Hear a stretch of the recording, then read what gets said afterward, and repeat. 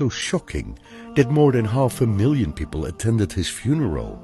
Let's check out his story and the birth of the Egyptian Islamic University Association.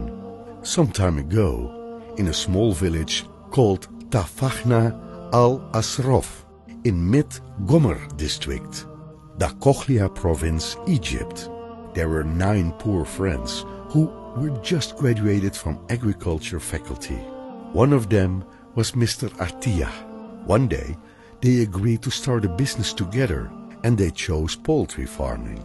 Unfortunately, they couldn't collect enough capital, so they proceeded to sell their lands, their wives' jewelry, and even borrowed some from other people, and finally started their small business as they waited for a new partner. The question remained, who would be the 10th partner? One day, Mr. Athiyah came to his friends and said, "I found our 10th partner." "Who is it?" his friends replied. Then Mr. Athiyah said with all confidence, "Allah. Allah will be our 10th business partner. We will devote 10% of our profits to Allah in exchange for His protection, care and safety from all illnesses." The rest of the group agreed, and then the contract was written in detail and recorded by notary with the role of the 10th partner included. Unexpectedly, after only one season, their business skyrocketed beyond their expectations. As a form of gratitude, the group agreed to increase the profit devoted to Allah by 20%. This continued each year until the profit reached 50%.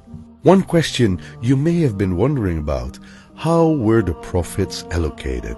The group allocated the profits to build an Islamic elementary school for male students, and followed by the one for female students shortly after. Then they also built a high school and a madrasa. Because the profits continued to rise, a Baitul Mal was formed. The group then proposed to government to build a university in the village. The proposal was initially rejected for the village's difficult access. Later on, they proposed the construction of a university alongside a train station and its tracks, with their own funding. The request was approved. And for the first time in Egyptian history, a university was built in a small village. In the following years, the number of faculty at the university increased and dormitories for male and female students were also constructed. Besides all of that, the train tickets were free to facilitate the transportation in and out of the village. Since the Baitul Mal was formed, poverty in the area began to decrease.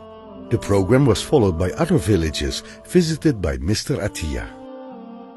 Aid was given to the poor and widows. The unemployed youth were trained to manage vegetable plantations until they were independent and even able to export to other countries.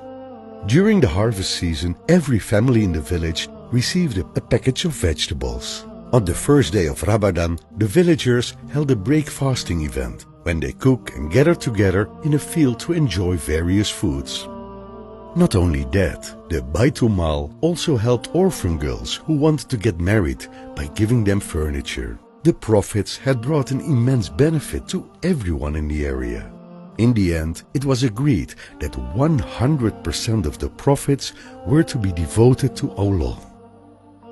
Mr. Athiyah turned from a business partner into an employee of Allah. He asked his Lord to make him rely only on Him and no others.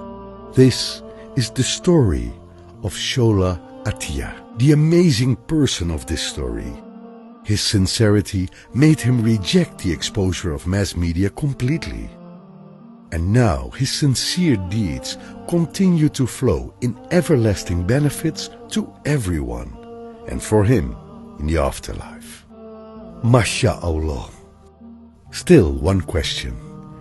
Will this story remain only a story, or will it be our inspiration to do more in the name of Allah?